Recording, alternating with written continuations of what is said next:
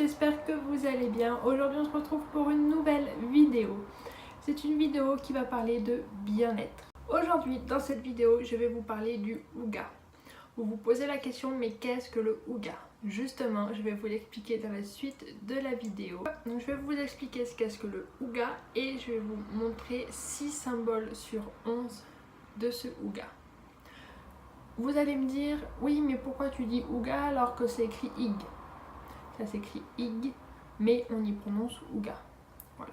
Faut que je m'y habitue, moi aussi j'ai l'habitude de dire Hygge. J'espère que cette vidéo vous plaira. Si vous avez envie d'en savoir plus sur le Hygge, n'hésitez pas à me le mettre en barre d'infos. C'est avec plaisir que je vous ferai d'autres vidéos dessus, parce qu'il y a vraiment plein de choses à savoir dessus. En attendant, n'hésite pas à liker la vidéo et à t'abonner si c'est pas encore fait. Sinon, je vous dis à bientôt. Bye bye.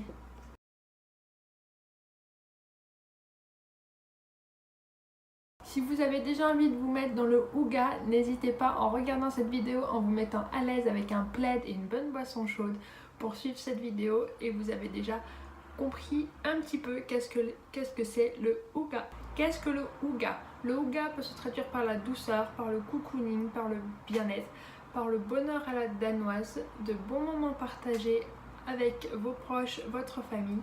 Mais en fait, il ne se traduit pas, il ne se réfléchit pas non plus, il se vit et il se ressent. Avant de vous expliquer les symboles du Hygge, je vais d'abord partager avec vous les 6 grands points, on va dire, du Hygge et comment être un hyggeliste. On va dire ça comme ça. Le premier point, c'est la lumière. Comme vous pouvez le savoir, au Danemark, l'hiver est très long et les Danois cherchent à capter de la lumière. Donc ils allument soit un bon feu, soit une bougie pour mettre leur maison dans la lumière et que ce soit chaleureux. Le point numéro 2, l'optimiste, ils se contentent de ce qu'ils ont sans regretter ce qu'ils ont perdu. Le troisième point, c'est la confiance. Les Danois ont confiance en eux, ils ont confiance en les autres. Leur principe, c'est je domine personne, personne ne me domine, c'est être tout simplement soi-même.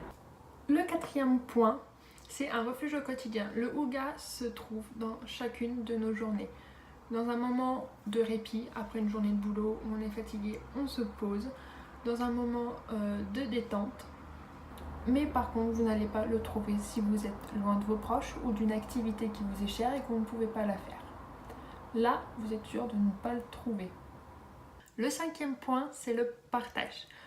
Pour aller travailler, pour aller faire une course ou pour se balader, les Danois aiment respecter la nature et donc ne pas polluer la planète. Ils vont beaucoup se déplacer à pied ou à vélo. Je vous parle pour des petites distances bien entendu. Mais c'est aussi après une journée de travail, ils aiment être entourés de leur famille. C'est vraiment important pour eux. Le Hygge, c'est surtout penser aux autres et à leur bien-être. Et le dernier point, c'est être ensemble. Celui-là se rapproche du dernier point, donc le partage, mais le Hygge peut très bien se pratiquer seul. Un moment de détente à lire, à boire une boisson chaude, à se détendre dans un bain. Ça, c'est aussi un moment de Hygge. Mais réellement, le Hygge, c'est surtout être avec des gens avec qui on se sent bien. On peut être soi-même, tout simplement.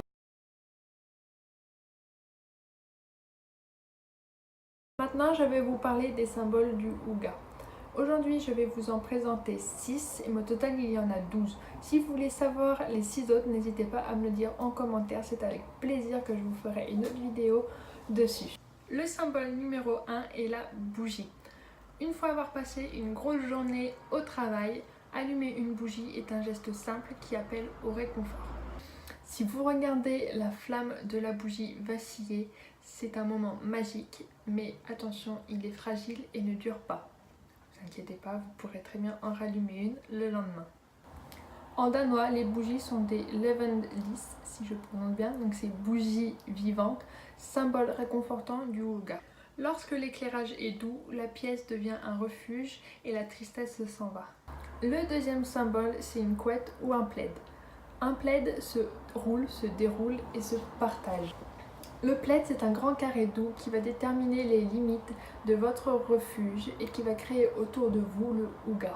En fait, le plaid, c'est un nid portatif, puisqu'on peut l'emmener n'importe où. on va le mettre sur son canapé devant un film, soit sur son lit pour avoir une épaisseur en plus pour avoir chaud, ou dans sa voiture, puisque si vous allez faire un pique-nique, vous emmenez le plaid pour vous mettre dessus.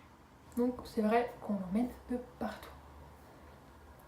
Mais c'est aussi un objet où l'on se sent bien avec.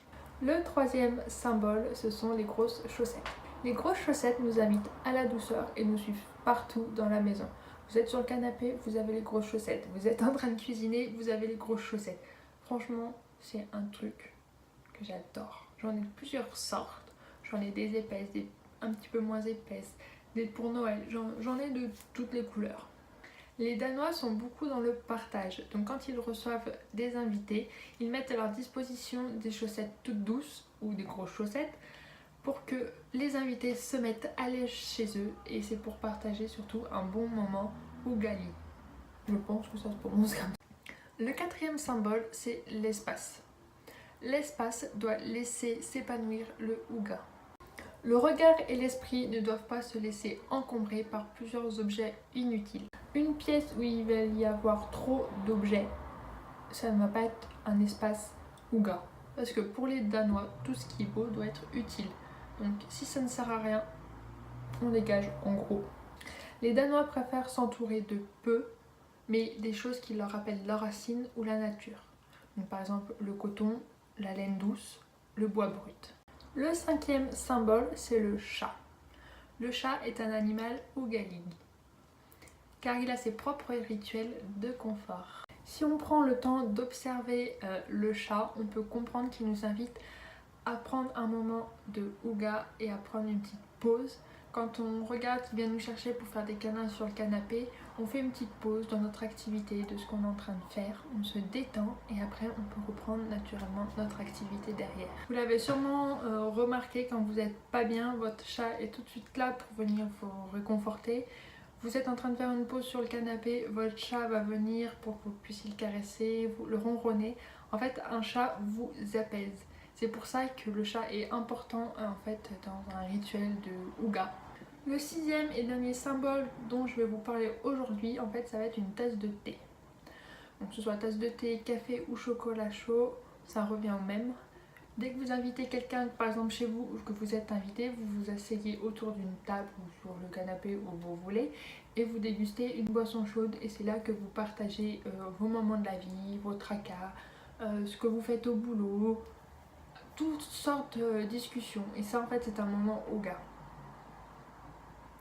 Mais un moment houga avec une boisson chaude peut aussi se partager seul.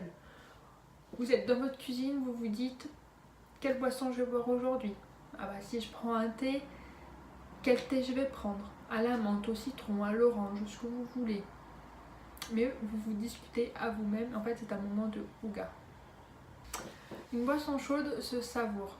Quand vous sentez la chaleur en fait de votre boisson entre les mains, vous allez prendre votre temps puisque justement c'est chaud, donc vous allez réchauffer vos mains. Mais si vous le buvez tout de suite, vous allez vous brûler la langue. Donc en fait vous prenez votre temps. Et ça c'est un moment houga, c'est un moment pour vous où vous vous posez tranquillement à penser en fait à rien d'autre. Une boisson chaude, c'est aussi un véritable rituel. Ce moment houga, on l'attend avec impatience. Après une grosse journée de travail, on n'a qu'une envie, c'est de boire son café, son chocolat chaud ou son thé, on va dire à une heure précise, mais vous savez que ça va être votre moment à vous, un moment de pause, et vous allez penser à rien d'autre. Et c'est un moment houga, et ce moment on l'attend toujours, et ça fait toujours plaisir, c'est on va dire le petit plus, le petit côté positif à votre vie.